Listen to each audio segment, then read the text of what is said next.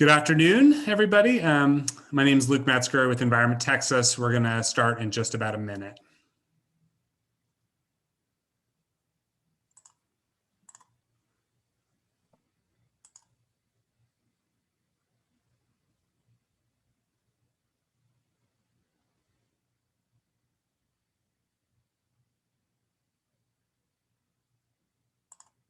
Go ahead and...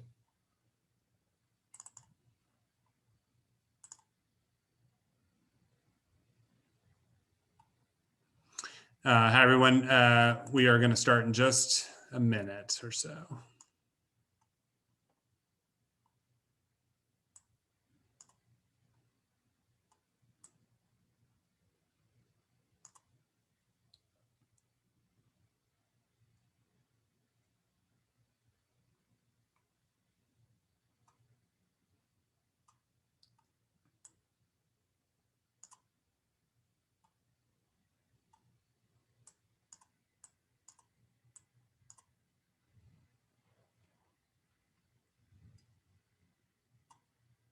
So yeah, again, we'll start in just a little bit.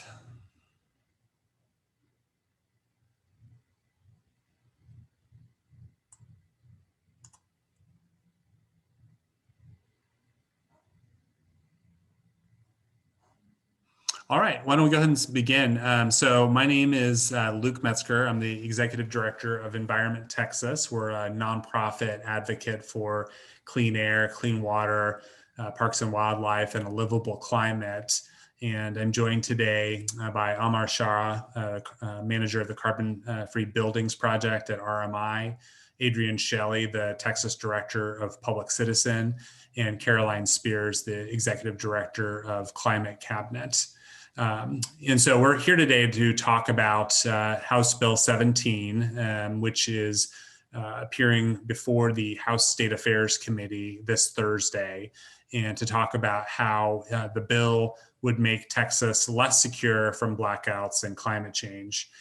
The bill was introduced as part of a package announced by the Speaker that were ostensibly to address the blackout, and most of the bills in that package do, in fact, work to make Texas a little bit more secure.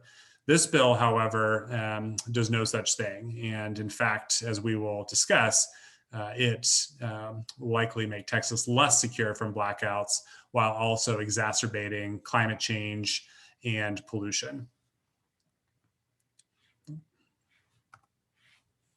Sorry. Okay. So yeah, that's me. I'm Luke Metzger. You can follow me on Twitter. So these are my daughters, Harriet and June. Like millions of other Texans, we lost power and heat for 3 days during the blackouts. And so we lit candles, which provided some light and at least the illusion of heat. And so it was pretty miserable. We did, like many others, though, have a gas stove, and we used it. And many, I saw, people online, fossil fuel proponents point to the blackouts as a reason why electrifying everything would be a mistake. And I think some people, that resonated with. But in fact, it turns out that electrifying everything would make the state more secure from blackouts, while also helping us meet our climate and clean energy and pollution goals for clean air and clean water. So our home, like 63% of Texas homes, are heated with electricity. Most homes in Texas are heated with electricity, not with gas. And we know that right now, most of our electricity in Texas is generated from natural gas, and has been well established by this point, including from energy consulting firm Wood Mackenzie. Gas-fired power plants were the largest source of problems with the blackouts, as key components in the power plants froze, as did the wellheads where the gas was obtained froze, and as a result, there were supply problems that we couldn't get the gas to the power plants that needed them. And the power outages, came in part, because homes and power plants are competing for gas during the cold snap. Right now, the gas for homes it receives priority, and that makes sense in a lot of ways. But that means then that the gas that's going to heat the minority of homes that are heated with gas means that the gas doesn't go to the power plants to produce electricity for most Texas homes that are heated with electricity. And so there was a tension there. And it turns out that by shifting more of our homes to be powered by electricity, because it's more efficient, we can actually reduce the strain on the gas system overall. So, we did some initial analysis after the blackout and learned that if we were to electrify homes and commercial buildings as completely and rapidly as possible, we would end up cutting gas consumption in Texas buildings by 378 billion cubic feet by 2050. So that represents about 8% of our total consumption of gas in 2019. And most of that would occur during the winter months. And so we know then, but by electrifying buildings, though, we're going to increase our use of electricity, right, including the gas needed to produce that electricity. However, when you balance those two out, Texas still has a net savings of 330 billion cubic feet of gas. And so that suggests then that, at a time where we needed every single molecule of energy we could get during the blackout in order to keep the lights on, if we had electrified everything, we would have lessened the demand for the gas that failed to show up, and could have avoided, or at least mitigated some of the blackouts, the length or the severity of the blackouts. So unfortunately, HB 17, really, a bill by Representative Joe Desautels from Beaumont would block local communities' power to ban gas hookups in new buildings. That's kind of the main goal. And so that means that cities, counties, and towns, can't decide to electrify buildings, with 100% renewable energy.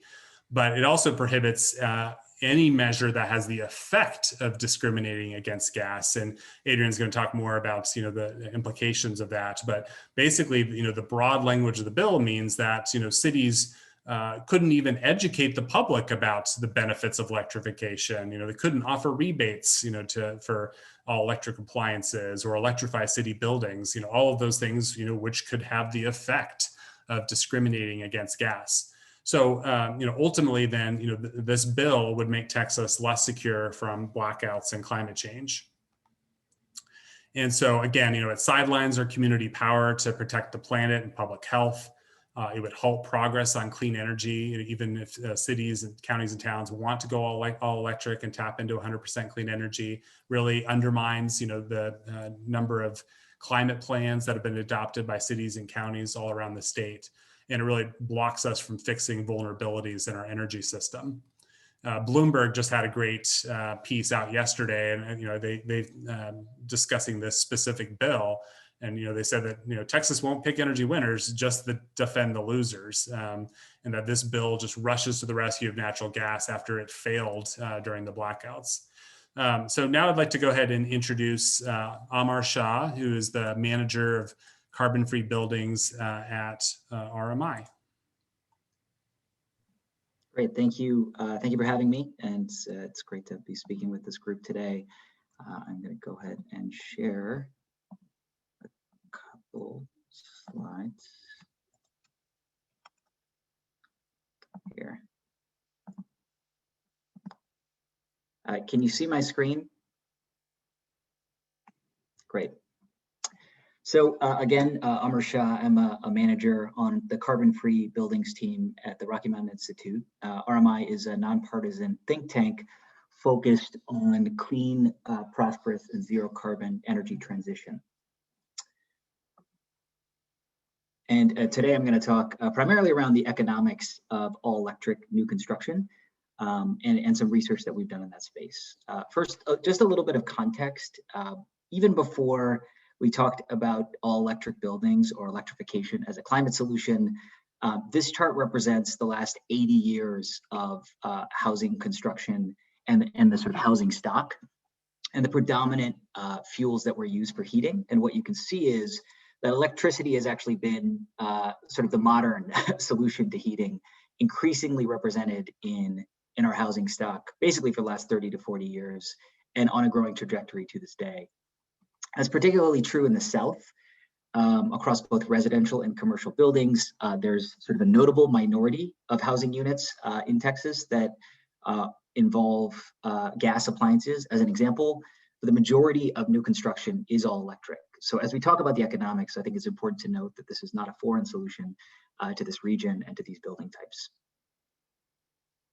This data is from the Energy Information Administration with information on the building stock. As we talk about electrification in the building sector, one of the important pieces of context that many of you on this call will be aware of is that the U.S. has made significant progress on carbon emissions reductions in the electricity sector, with quite a bit to go. But actually, emissions in the building sector due to direct combustion on site have actually gone up over the last decade plus, flat to up in most places, in part because the increased construction of buildings with direct combustion on site has offset improvements in energy efficiency. So this is a problem that has been persistent and is on people's radar as we think about energy transition.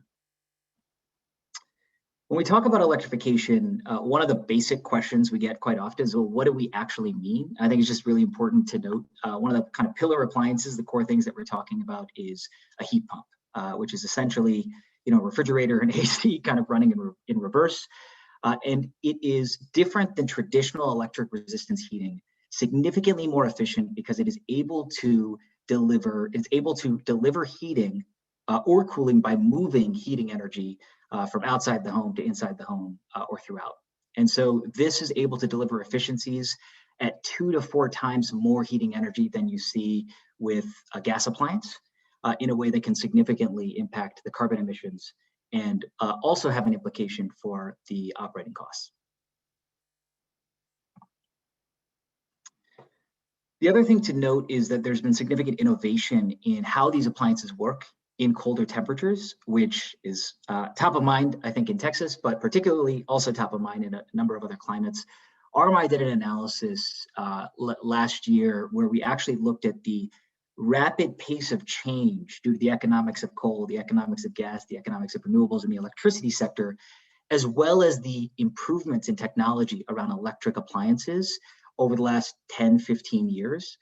And what we found is that over 99% of the US population using a heat pump would reduce emissions over the lifetime of the appliance versus a gas alternative, including Texas. Happy to share a bit more detail on that front, but I know one of the core areas that Luke had asked me to speak to was some of the research that we've done around the economics of electrification.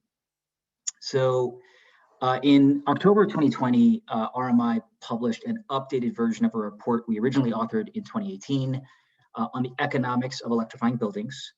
And in this case, we looked at all electric new construction. So a new single family home, as an example, with electric end uses. So new efficient electric appliances for heating and cooling, for water heating and for cooking, versus a comparable new home using gas appliances. The analysis focused on 7 different cities across the US, including Austin. Our prior iteration, I should note, looked at Houston. So quite a bit of love for Texas in these analyses. And we looked at an integrated view of project economics, recognizing that there's sort of 3 different drivers at a city level. One is the upfront costs. Labor costs vary, obviously, depending on kind of cities that you're talking about for different kinds of, an electric appliance installation, let's say, versus, a gas appliance installation. You need different equipment. So the cooling requirements in Austin are different than the cooling requirements or the heating requirements in Minneapolis. We also looked at operating costs, and to do so, we used a full year hourly energy model in Energy Plus. And we combined that with local gas and electricity tariffs. The high level impact was that we identified that all electric homes are already cost effective for new single family homes across cities.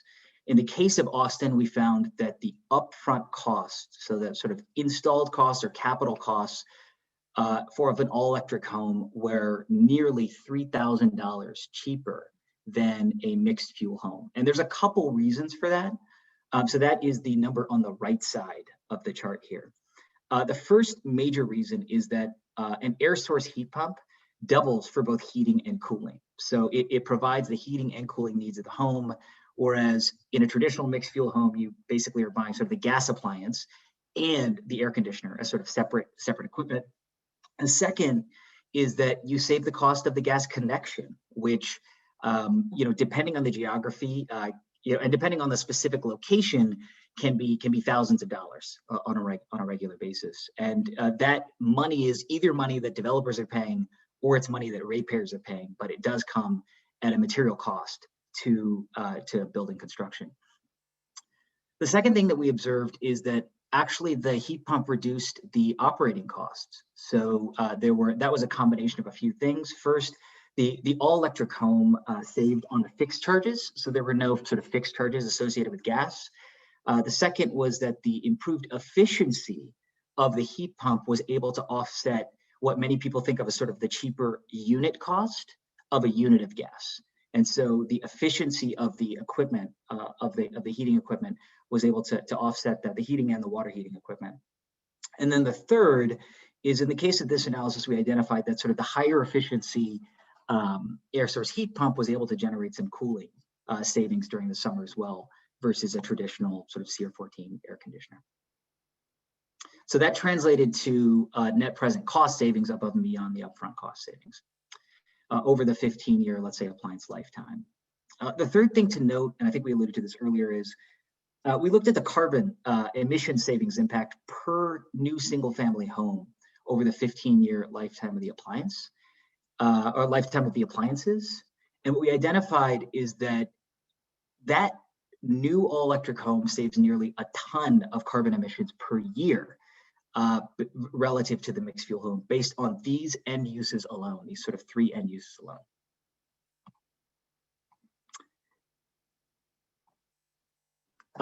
There's quite a bit more in the study. Happy to kind of share more specific information on the methodology or some of the findings there.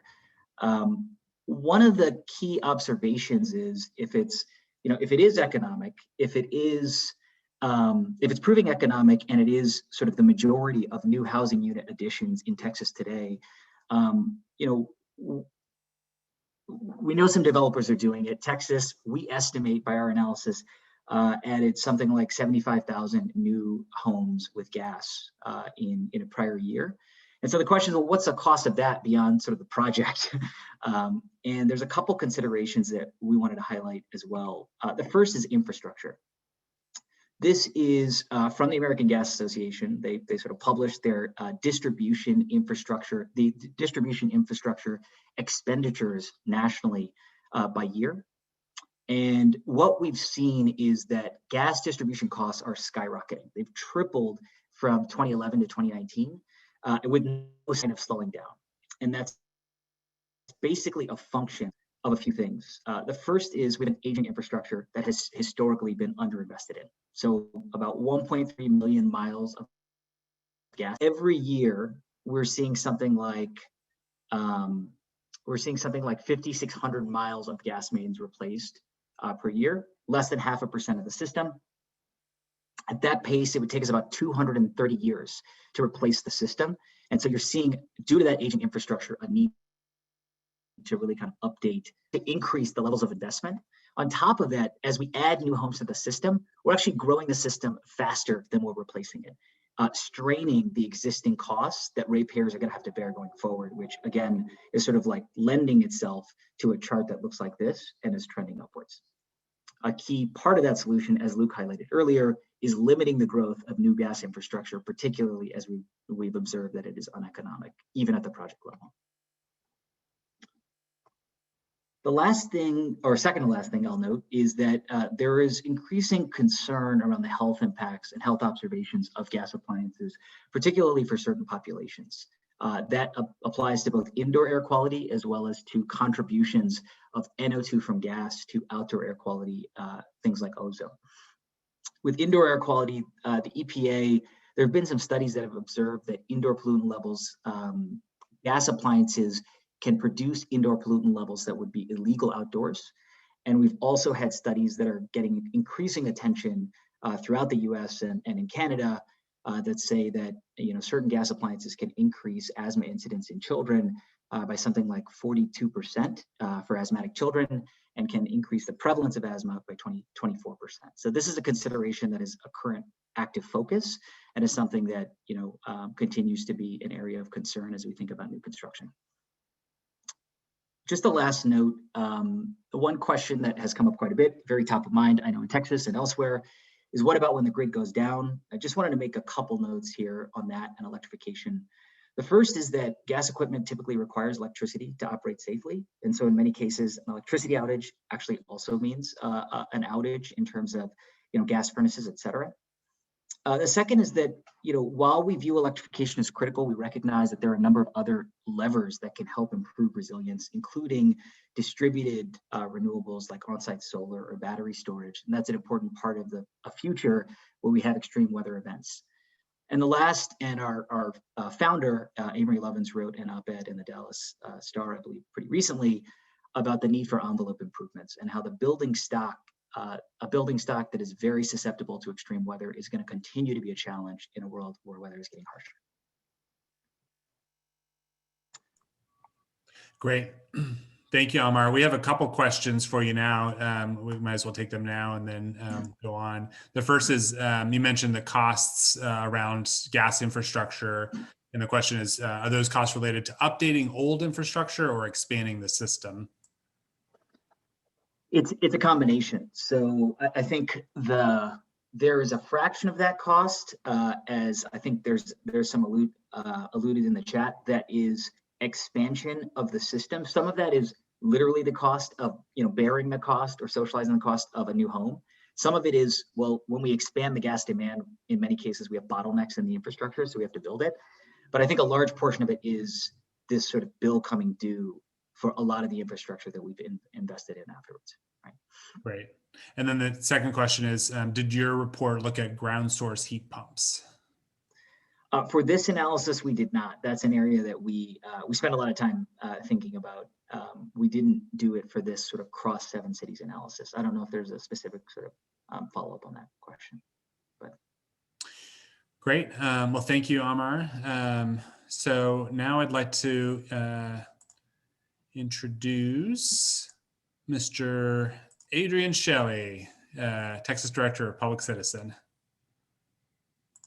Thanks, Luke. Can everybody hear me? Mm-hmm. All right, thank you. And thank you, Amar, very informative. Adrian Shelley here. I'm the director of the Texas Office of Public Citizen, and just wanted to talk a little bit about the bill itself, House Bill 17 as drafted, and some concerns that we have about it. First of all, I think we need to put the bill in context. It's actually part of a larger effort that's national in scope by the gas industry to promote gas interests in state legislatures. This bill actually predates the recent winter storm and blackouts that we had here in Texas. It was filed in the state legislature as House Bill 1282. And again, it's part of a national effort. It has support nationally by the American Gas Association, locally here in Texas by entities like Texas Gas and Atmos. And it really is an effort, an overbroad effort to promote and really ensure natural gas use and interests in building construction in Texas. We're concerned that it, as we've just heard from our previous speakers, that it doesn't really address the ultimate issue of energy reliability and resilience during extreme events, and that it is overbroad in its language and will in fact be far too broad in its effect. there are essentially two main sections to the bill. Beginning with subsection B, the bill attempts to ban any regulatory authority for adopting or enforcing any ordinance, regulation, code, policy that would, quote, have the effect of banning, limiting, restricting, discriminating against, or prohibiting connection, maintenance, or utility service based on a particular energy source. So first of all, it should be said that currently throughout Texas, there is no local jurisdiction, city or otherwise, that's attempting to ban any particular hookup, gas or otherwise. But the language as written could have the effect of limiting all sorts of other actions. So for example, a city resolution in support of electrification in buildings might be prohibited. Or a policy that promotes, the replacement of aging equipment with new equipment of a particular source could be prohibited. So it seems much too broad in its effect. Similarly, the other main portion of the bill, subsection C, would restrict any additional charge or pricing difference based on, again, connection or establishment of any particular source of energy.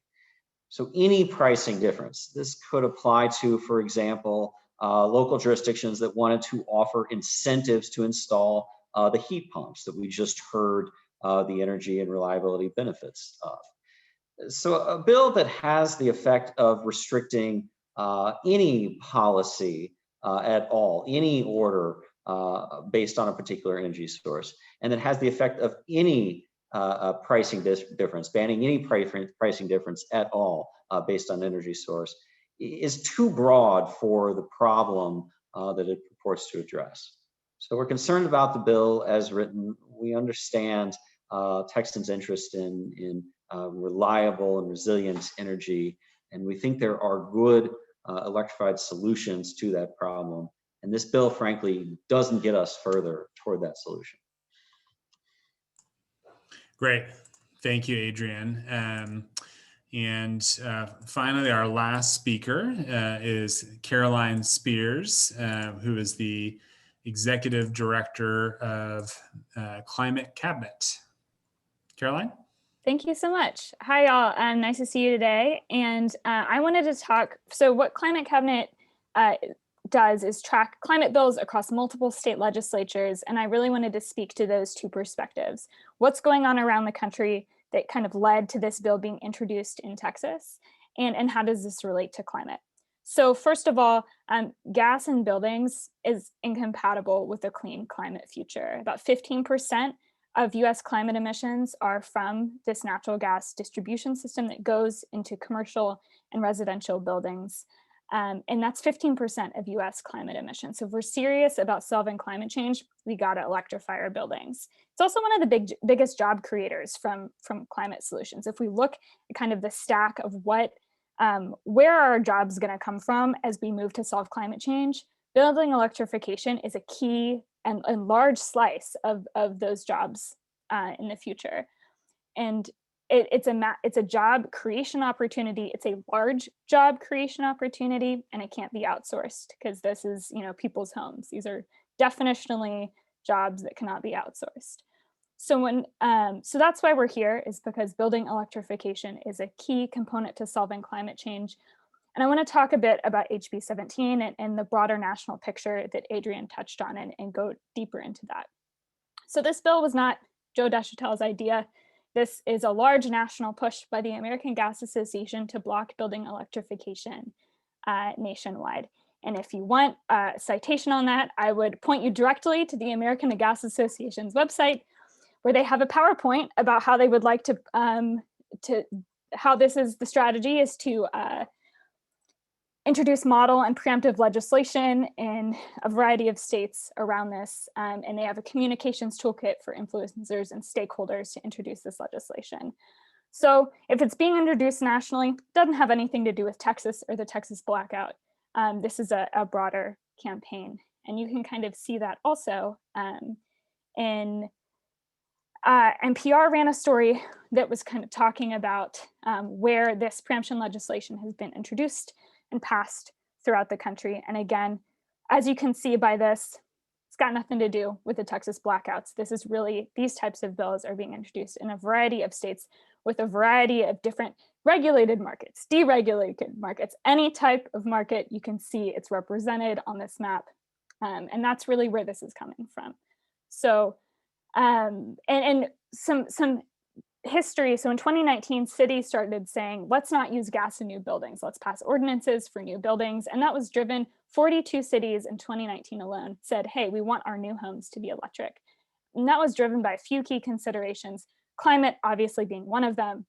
But the other piece is that new buildings without gas are cheaper for the, and go into Amar's presentation and read more about it.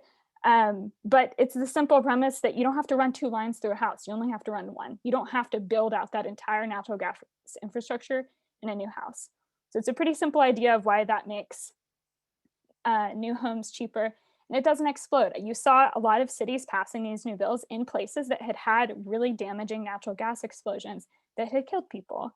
So if you're talking to Californians that have passed it, the San Bruno explosion kind of resonates very deeply in those cities' minds when an entire city block kind of was reduced to rubble from a gas explosion. So if we're thinking about why these cities are introducing it, it is climate. It's the cost of new homes, which is skyrocketing around the country, and obviously is a huge affordability crisis. And it's the explosion factor too. We've seen a lot of talk in Massachusetts had a deadly gas explosion. A lot of this city movement has happened in Massachusetts as well. And I don't think it's a coincidence that it's happening in these communities that have that history of seeing the devastating consequences of putting a highly flammable gas underneath the city. So so in mid 2020, okay, so 2019, the city thing starts. Mid 2020, states to start taking cities' authority away, starting in Tennessee and Oklahoma and Arizona around this particular issue.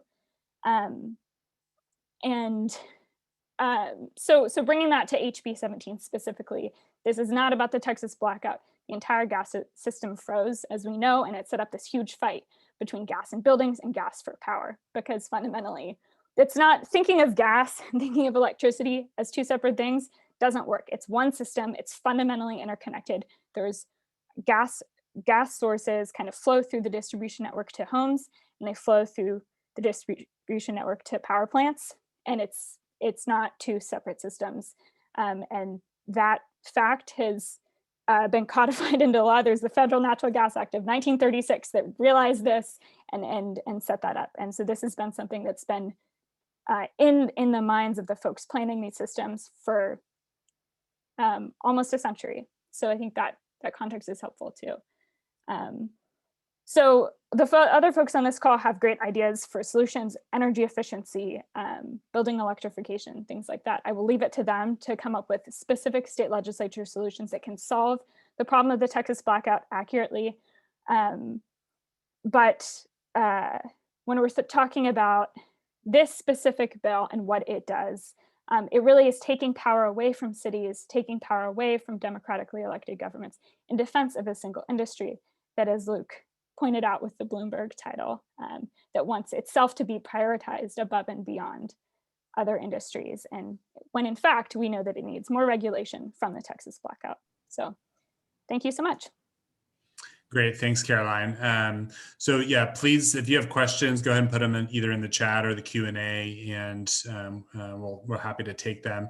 And one thing that kind of immediately came to mind as you were talking, Caroline, is that, in Texas, we, in most of our states, a deregulated electric market, and the state, is pretty proud of that, about having choice. You can choose which your electric provider is.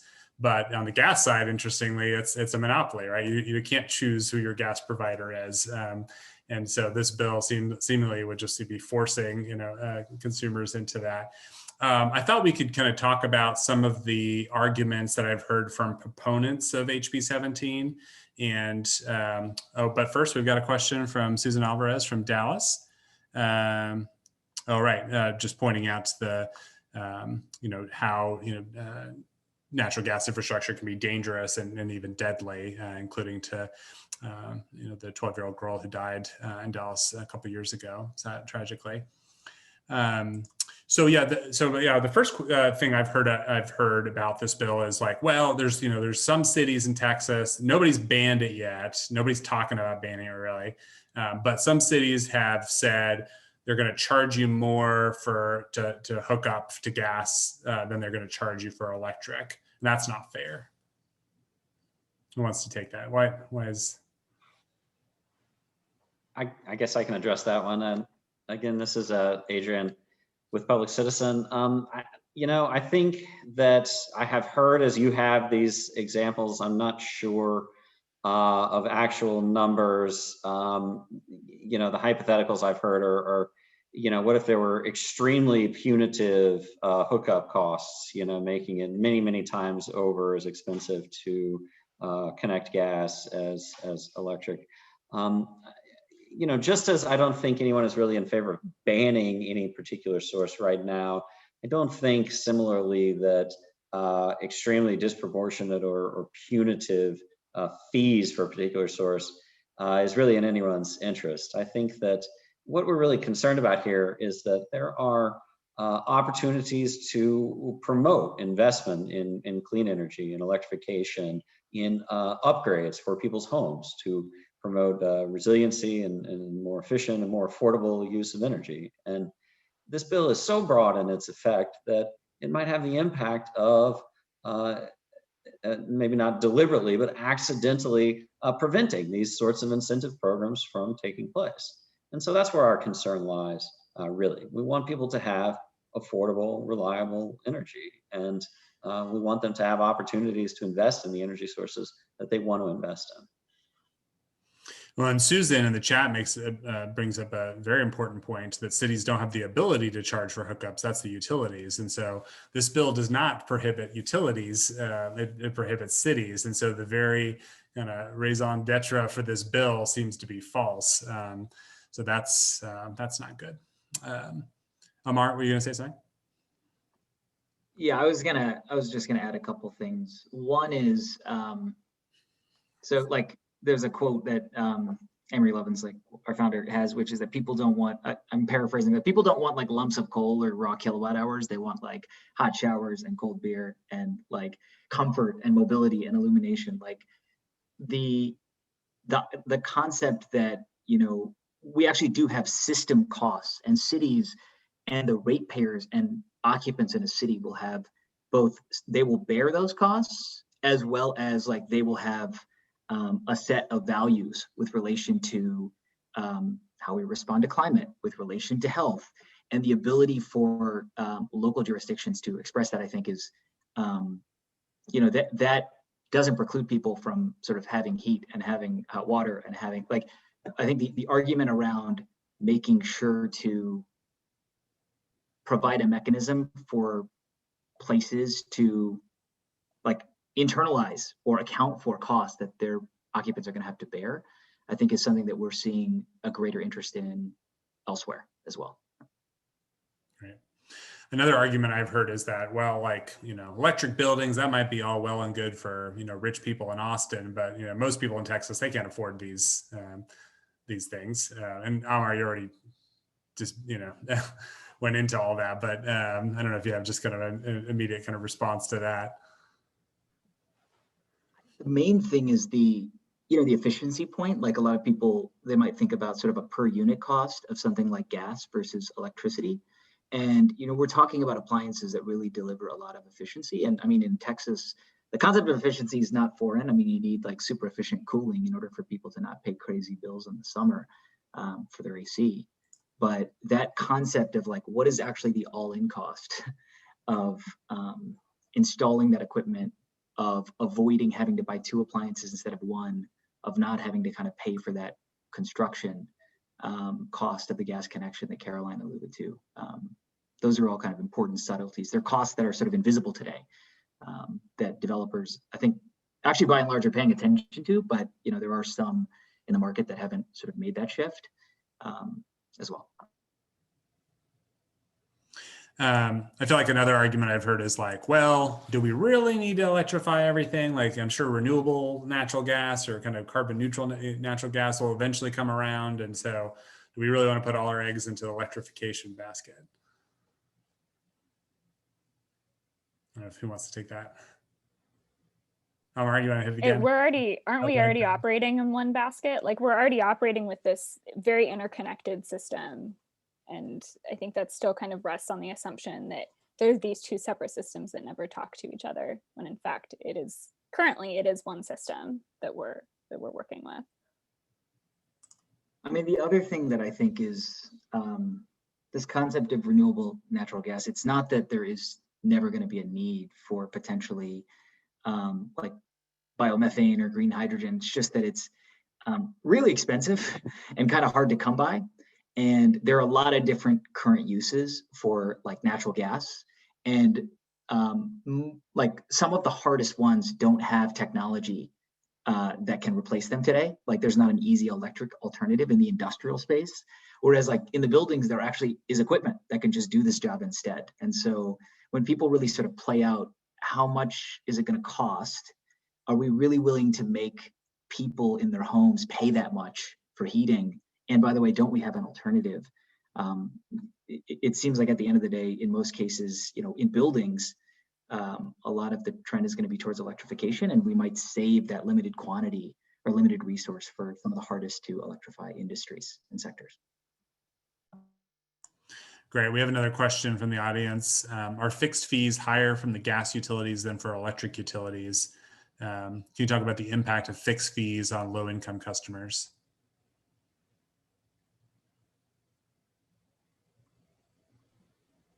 That's a really good question. And I can only really answer it. Like one of the reasons we try to go really local and specific with these is that it does kind of vary depending on the utility and also depending on the low income structure, like if there's a tariff or a special kind of level of utility assistance. So I don't have a great answer to that. I don't know if any of the folks on the call have like a more local perspective on how that varies in Texas.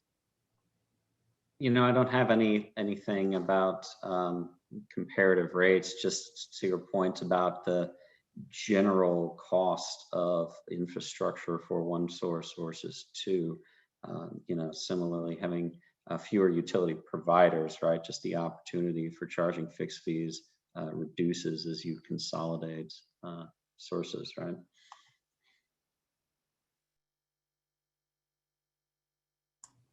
Great. Yeah, no, that's a good question. I think we should definitely look into it. I feel like anecdotally, the flat fee as a component of my overall fee for gas is much higher percentage than it is on the electric side, at least here in Austin.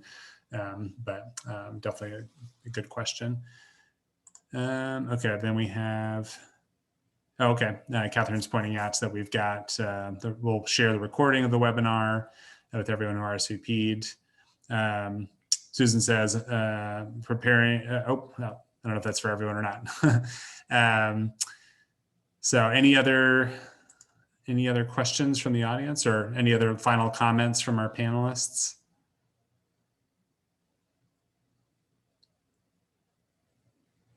Well, I know, you know, I think there's, you know, so many of the advocates kind of working on this issue have kind of approached the author's office and, you know, asked for amendments to make this bill less onerous and still allow for things like education of the public and, you know, rebates and things like that. And unfortunately, and somewhat surprisingly, you know, those have been rebuffed and not accepted, and so at least thus far, and which I think is very disappointing. And for me, you know, there's, you know, I think more than 6,000 bills that have been filed, you know, this legislative session, but this definitely rises, you know, among the top of the, you know, the bills that are worst for the environment and the climate.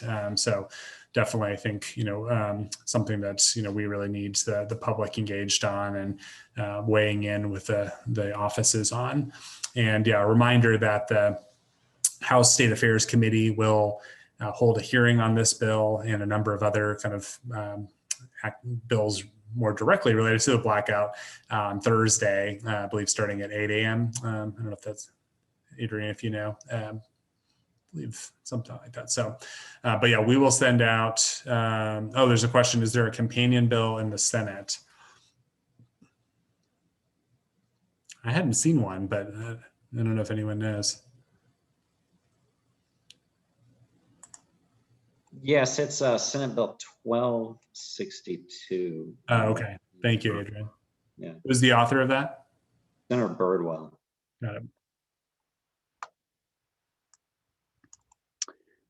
Great. Well, let's see if there's any other last. I think that's all the questions. Oh, wait, there's what? Can federal policy preempt these preemptive bills? Technically, yes. Yeah, right. Yeah, I mean, Telecoms Act of 93 was a preemption. So there's historical precedent. I have not heard of anyone currently working on this. But Federal Natural Gas Act of 1936 was a massive preemption. Like, there's definitely a historical record. I don't know what other folks would say. There's some exploration around the health side as well, although I think that's quite early stage in terms of understanding sort of feasibility there.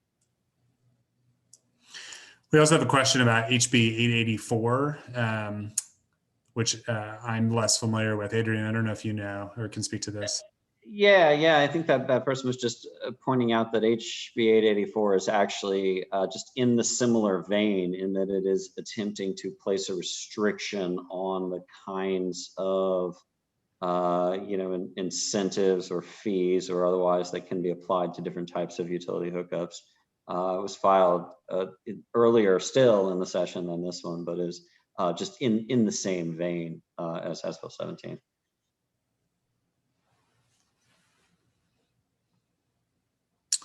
Great. Well, I think then we'll go ahead and wrap up here. So thank you. Thanks to all the panelists for joining us. Thanks for our audience. And we will keep in touch as the bill progresses and as we hopefully make it less bad. Thank you so much.